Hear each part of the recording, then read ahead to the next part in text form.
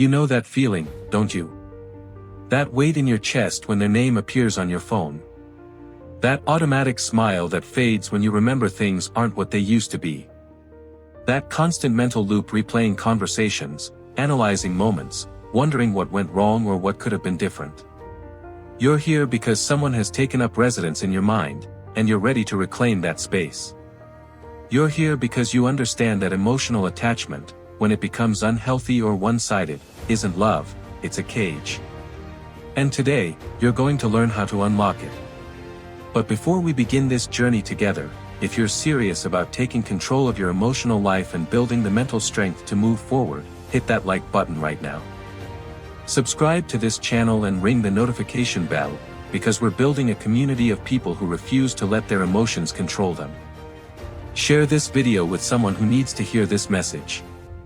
Now, let's get into it. Understanding what emotional detachment really means.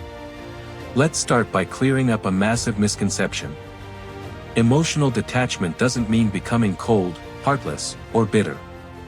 It doesn't mean you failed at loving someone, and it doesn't mean you're giving up on human connection. That's not what we're doing here. Emotional detachment is the conscious decision to create psychological distance between yourself and someone who no longer serves your peace, growth, or well-being. It's about reclaiming the energy you've been pouring into a person or situation that isn't reciprocating or enriching your life. Think about it this way, your emotional energy is currency. Every day, you have a finite amount of it to spend. Right now, you're investing heavily in someone who isn't giving you returns. You're checking your phone obsessively. You're replaying conversations. You're hoping for changes that aren't coming. You're sacrificing your present moment for a fantasy future or a painful past. Emotional detachment is financial wisdom applied to your heart. It's recognizing a bad investment and pulling out before you lose everything. Here's what you need to understand: attachment becomes toxic when it's rooted in fear rather than love. When you're attached to someone out of fear of loneliness, fear of starting over, fear of their disapproval, or fear of the unknown, you're not connected, you're trapped. True connection elevates both people. Toxic attachment diminishes at least one. The person you need to detach from might be an ex who keeps breadcrumbing you with just enough attention to keep you hoping. It might be a friend who only reaches out when they need something. It might be a family member whose approval you've been chasing your entire life. It might even be someone who was genuinely good for you once, but the season has changed, and you're both holding on to something that's already gone. Detachment doesn't mean you hate them.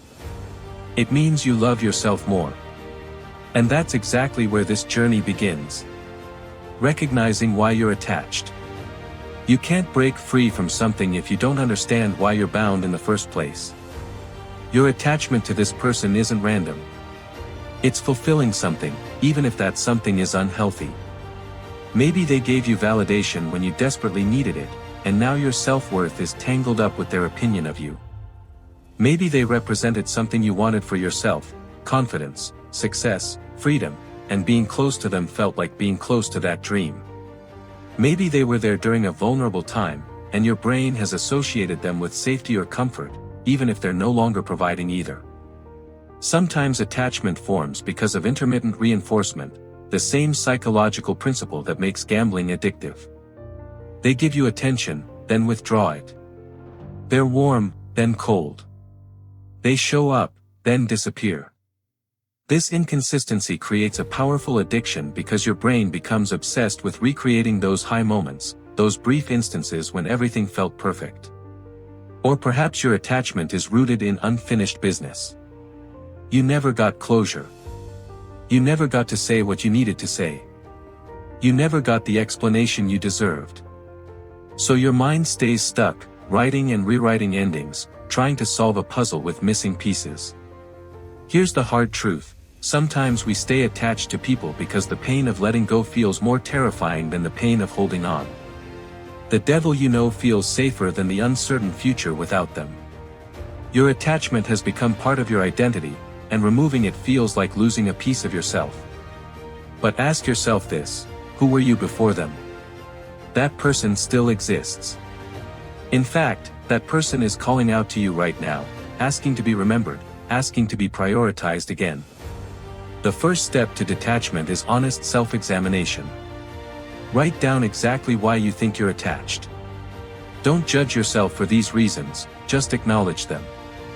When you bring unconscious patterns into conscious awareness, you strip them of their power over you. Accepting the reality of the situation. This is where most people get stuck. They understand they need to detach, they even know why they're attached, but they can't move forward because they're still living in a fantasy version of reality. You're hoping they'll change. You're waiting for them to suddenly realize your worth. You're believing that if you just do one more thing, say the right words, be patient enough, supportive enough, understanding enough, they'll finally become the person you need them to be. Stop. Right now, stop. People show you who they are through their consistent actions, not their occasional words or rare moments of connection. If someone wanted to be in your life in a meaningful way, they would be. If someone valued you the way you deserve, you'd know it without question. If someone was ready to meet you where you are, they'd already be there. The painful truth you need to accept is this: they're not coming to save the relationship. They're not going to wake up tomorrow with sudden clarity. They're not going to transform into the person you've imagined. And more importantly, you don't need them to. Acceptance doesn't mean approval. You don't have to agree with how they treated you. You don't have to think it's fair or right. Acceptance simply means acknowledging what is, rather than clinging to what you wish could be. This person gave you what they were capable of giving. Maybe that was 20% when you needed 100%. Maybe that was crumbs when you were starving. Maybe that was occasional warmth in the middle of consistent coldness. Whatever it was, it's all they have. And you accepting less than you need doesn't make you noble, it makes you unavailable for something real. Reality is also this: you've been grieving a living person. You've been mourning someone who's still here but not present in the way you need.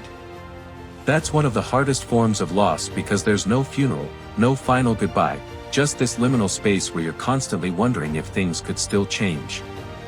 They won't. Not in the way you're hoping. And the sooner you accept that, the sooner you can redirect all that emotional energy towards something that actually nourishes you, yourself. Creating physical and digital distance. Now we get tactical. Emotional detachment requires practical boundaries. You can't heal in the same environment that made you sick. Physical distance first. If this person is someone you can completely remove from your life, do it. Delete their number. Unfollow them on social media. Don't check their profiles through burner accounts or mutual friends. Every time you seek information about them, you're reopening the wound you're trying to heal. I know what you're thinking, but what if they notice? What if they think I'm bitter? What if I miss something important? Here's what matters more than any of those questions: your peace. Your healing. Your forward movement. Let them think whatever they want. This isn't about them anymore. If you share mutual spaces, work, friend groups, family, you can't always achieve complete physical distance. That's fine. You create psychological distance instead. Keep interactions brief, polite, and surface level. Don't engage in deep conversations. Don't share personal information.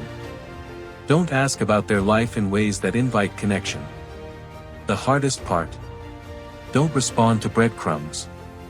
When they randomly text you at 2 a.m. or comment on your post or reach out after weeks of silence, don't engage. They're not coming back, they're checking if you're still an option. Every time you respond, you reset your healing progress to zero. Digital detachment is crucial in this era.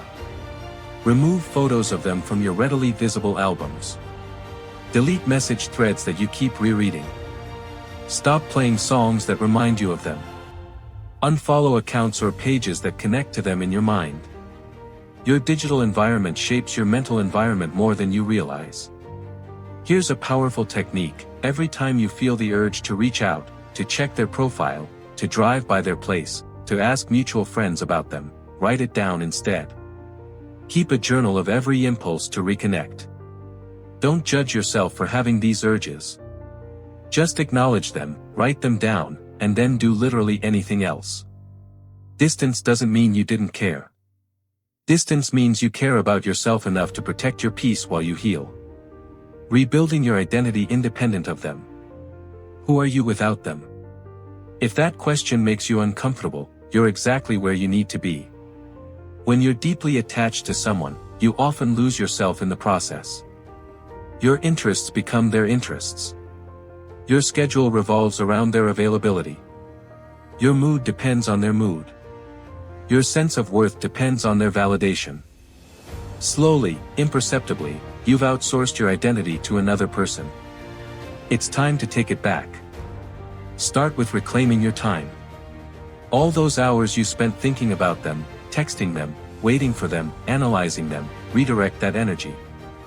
What did you use to love before they consumed your mental space? What hobbies did you abandon? What friendships did you neglect? What personal goals got pushed to the side? Create a list of things that make you feel alive, things that have nothing to do with romance or relationships. Maybe it's painting, hiking, learning a language, joining a sports league, volunteering, starting a side project, reading philosophy, mastering a skill. Pick 3 and schedule them into your week like important appointments, because they are. Rebuild relationships with people who actually value you. Reach out to friends you've been distant from. Strengthen bonds with family members who support you. Create new connections through activities and interests. Let yourself be known and appreciated by people who show up consistently. Here's something powerful: develop a relationship with solitude. Spend intentional time alone, not lonely, but alone. Learn to enjoy your own company. Take yourself to dinner. Go to movies solo. Travel alone if you can.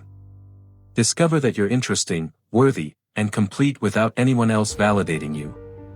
Work on yourself physically, mentally, and spiritually. Exercise not because you want to make them jealous, but because you deserve to feel strong. Read books that expand your perspective. Journal your thoughts and feelings. Meditate. See a therapist if needed. Invest in your growth with the same energy you invested in them. And here's the breakthrough moment: one day, you'll realize an entire day passed where you didn't think about them. Then a week. Then you'll see something they'd love and your first thought won't be to share it with them. That's when you know you're becoming whole again. Maintaining detachment long term. You've done the hard work. You've created distance. You've rebuilt yourself. But healing isn't linear, and there will be moments when the pull returns. Maybe you hear their favorite song. Maybe you smell a scent that reminds you of them. Maybe you have a dream about them that feels so real you wake up disoriented. Maybe they reach out after months of silence with a message that sounds like everything you wanted to hear. This is the test. This is where you prove to yourself that you've truly detached. First, understand that setbacks aren't failures. Having a moment of missing someone doesn't erase your progress. Feeling emotional when you're reminded of them doesn't mean you're back to square one. Acknowledge the feeling, let it pass through you like a wave, and then return to your center. Create mantras for weak moments: I am choosing peace over familiarity. I deserve consistent love, not occasional attention. My worth isn't determined by their inability to see it. I am complete without them. Repeat these when the attachment tries to resurface. If they reach out, pause before responding. Ask yourself, is engaging with this person going to move my life forward or pull me backward? 9 times out of 10, you already know the answer.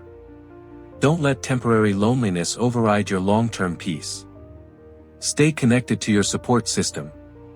When you feel yourself slipping, reach out to friends who understand your journey. Talk it through. Don't isolate yourself in the nostalgia. Keep growing. The more you invest in your own evolution, the less appealing the past becomes. A person who's leveling up doesn't have time to dwell on someone who's standing still. And remember this, you're not detaching because you don't care. You're detaching because you care deeply, about yourself, your future, and what you actually deserve. You're detaching because staying attached was slowly killing the best parts of who you are. You've just learned something that most people never master: how to free yourself from an emotional prison of your own making. Detachment isn't about becoming heartless, it's about becoming heart-smart. It's about protecting your emotional energy like the precious resource it is. The person you needed to detach from served a purpose in your life, even if that purpose was simply teaching you what you won't accept anymore. Thank them silently for the lesson and move forward. You are not defined by who stays or leaves. You are not diminished by someone's inability to see your value. You are not incomplete because a relationship ended or changed. You are a whole person on a journey, and some people are only meant to walk with you for a season, not a lifetime. Your future self is waiting for you on the other side of this detachment. That version of you is lighter, freer, more aligned with their authentic self. That version knows their worth without external validation. That version doesn't shrink or compromise or accept less than they deserve. That version is calling you forward right now. So take one more step today. And then another tomorrow. Before you know it, you'll look back and realize that the person who once consumed your every thought has become just another character in your story, important to the plot, but no longer the main focus. You've got this. You've always had this. Now go reclaim your peace, your power, and your life. You deserve nothing less than extraordinary love, and sometimes that begins with loving yourself enough to let go. If this message resonated with you, do me a favor, share it with someone who needs to hear it. Drop a comment telling me one thing you're going to do today to start your detachment journey. And remember to subscribe if you haven't already, because we're building something powerful here, a community that chooses growth over comfort, every single time. Now go. Your new chapter is waiting.